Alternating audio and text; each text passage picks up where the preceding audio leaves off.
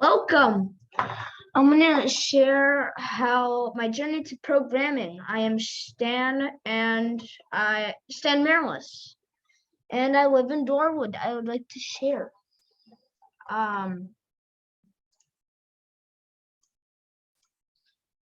Into my journey to coding. It's me coding.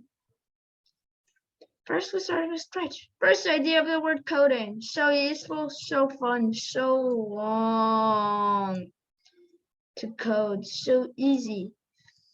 By those two cons were enough to go to Python. First Scratch I did, it looked like this. This is not my project.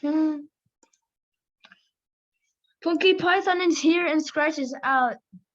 Say hi to it, it'll say it back. Oh man, it was hard at first, but then it was easy.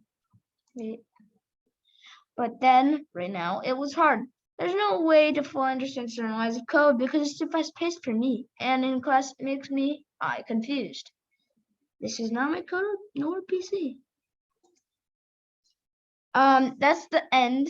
It's so short. It's a brief description of my journey to coding.